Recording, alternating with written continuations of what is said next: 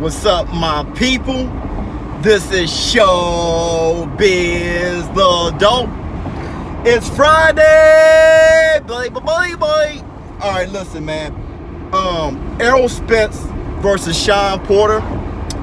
It's official. It has been announced by the WBC. We don't have a date yet, but it's official. So I wanted to make my official prediction on this. Okay, give the fight some time to get marketed or whatnot, but I'm going to give my official prediction now.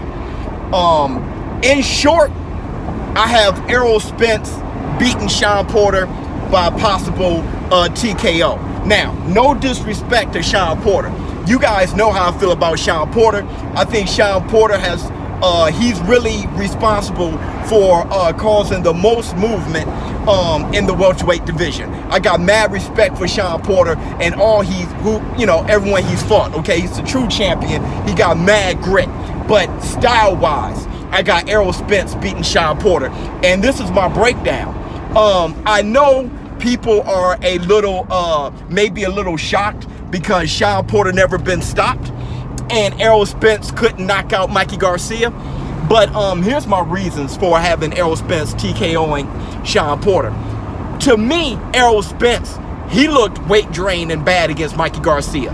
I said that when I said he was a little cheeky, I meant his cheekbones looked a little bit sharp. You know, I felt that he was a little bit weight drained, and that's because of that rehydration clause they had. Okay, so that affected him during the fight. He didn't hydrate well. He couldn't. So he was a little too light in the tush in that fight. He was a little weak because we all know that he's a big welterweight. And in that fight, I saw him gas himself out a few times. And Errol Spence, you know he can go all day. So that really affected him, okay? But with Errol Spence, with there not being a rehydration clause in this fight, it shouldn't be, because Shawn Porter almost missed the weight for Ugas. So Shawn Porter is struggling at 147, making that weight as well. Okay, so Errol Spence and Shawn Porter, they probably both should be fighting at 154.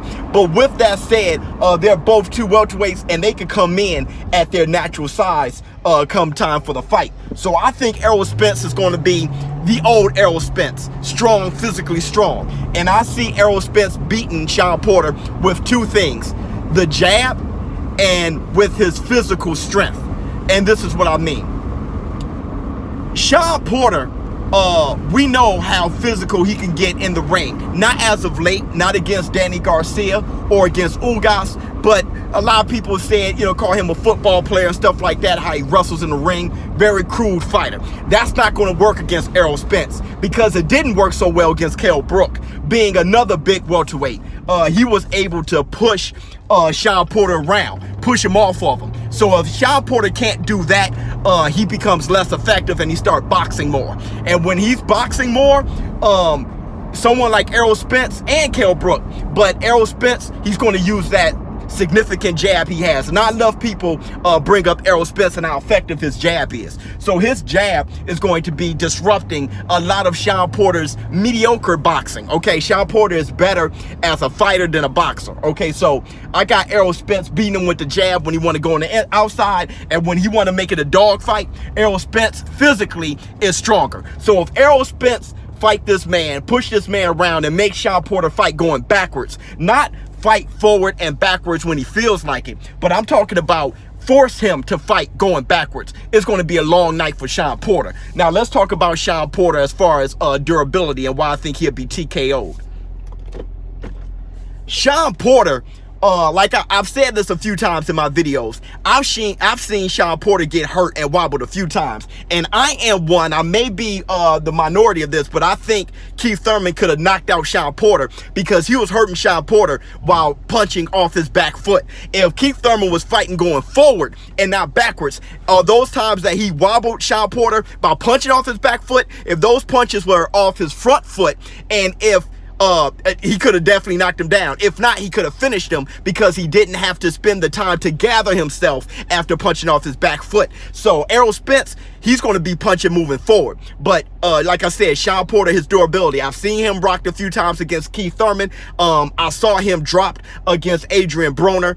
I saw him dropped against Ugas. Now, they said it was a slip. To me, Ugas was robbed of a knockdown. So I think I don't think Shawn Porter has the most solid chin in the world. So I see Errol Spence moving forward with the jab, making Shawn Porter fight backwards with his physical strength and digging and hammering Shawn Porter's body. You gotta gas Shawn Porter because Shawn Porter, he got a full tank. That's one thing about Shawn Porter. He can go all day. So if you start hitting Shawn Porter in the body the way Errol Spence does and start taking a little bit out his tank, Shawn Porter, his chin will follow. So I got Errol Spence catching him with some good uppercuts, catching him with some nice counter punches, but definitely beating him physically, pushing him around and digging to his body to take a little bit of air out of that balloon and then popping him across the chin. I just got Errol Spence TKO on this man, but I think Shawn Porter, one hell of a champion, a very, very solid, very good welterweight, and I give him all the respect in the world for taking on Errol Spence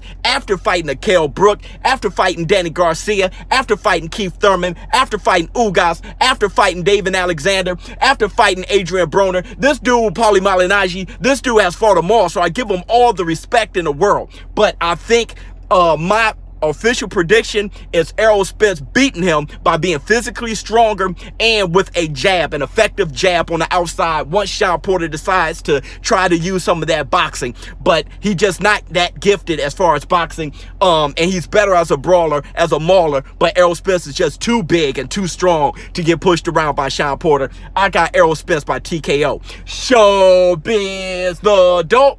Hey, look, man, everybody be safe, man. Be safe on this weekend, dude. Keep it light. I'm out. Huh.